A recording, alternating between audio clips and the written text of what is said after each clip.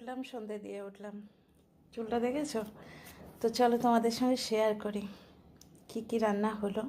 এই দেখো, টকটকে লাল হয়েছে। ক্যামেরায় কতটা আসছে বুঝতে পারছি না, টকটকে লাল হয়েছে।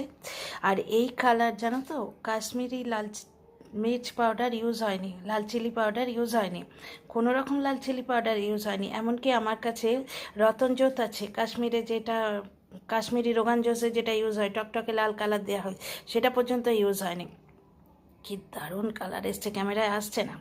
আর আমার কড়াইটা গত বছর কেনা হয়েছে, কিন্তু রান্না করতে করতে কালো হয়ে যায়।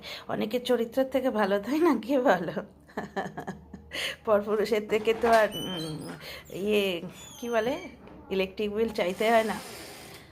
আচ্ছা, এখানে দেখো পটল ভাজা কাটা আছে, এগুলো নুন হলুদ মাখিয়ে এখন ভাজবো। আর এখানে লম্বা লম্বা করে পেঁয়াজ কাটা আছে, এটা এক্সট্রা হয়েছে অ্যাকচুয়ালি। পেঁয়াজটা আমার মানে এখন ডাল করার ইচ্ছে ছিল না, কিন্তু ডাল ফ্রাই করব ভাবছি। মানে পেঁয়াজ, টমেটো, ক্যাপসিকাম আর রসুন দিয়ে কষে কষে তাতে পুরো করে মসুর ডাল দিই। এই গরমে মসুর ডাল ছাড়া অন্য কোনো ডাল এক্সেপ্ট টক ডাল খেতে পাচ্ছি না। যা করতে হবে মসুর ডাল দিয়ে খেতে হবে, মুগ ডাল অবধি আমি খেতে পাচ্ছি না। আচ্ছা, ভাত হয়েছে দু রকম। এইটা হচ্ছে আমরা নর্মাল যে ভাতটা খাই, হ্যাঁ।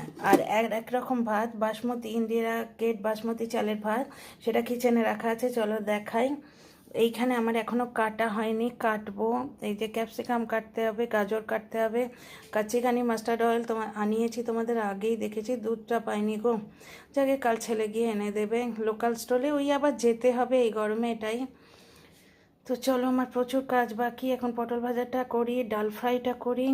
একরকম ভাত হয়েছে, এইটা হচ্ছে ইন্ডিয়া গেট বাসমতি রাইসের ভাত।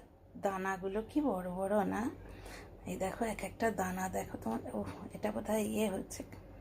আর এইখানে এই যে এখানে কি চিকেনটা রান্না হয়েছে, তো সেটা পড়েছে, এখনো ইয়ে হয়নি, পরিষ্কার করিনি, করবো এবার।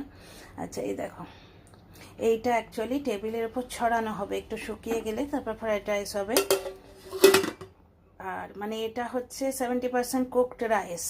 তোমরা নিশ্চয়ই জানো ফ্রাইড রাইস যেভাবে করে, লেবু দিয়ে ইয়ে করে 75% কুক করা হয় রাইসটা। কাজ বাকি আছে, পটল ভাজাগুলো ভাজি। চলো, চিকেনটা হয়ে গেছে, এটা একটা বিরাট কাজ হয়ে গেছে। আমি ওই জন্য আজকে কি করেছি জানো, টেনশন পয়েন্টগুলো আগে ক্লিয়ার করে নিয়েছি। আগে চিকেনটা হয়ে গেছে, পটল ভাজা হয়ে গেছে, তারপরে পটল ভাজবো, পটল ভাজা হয়নি।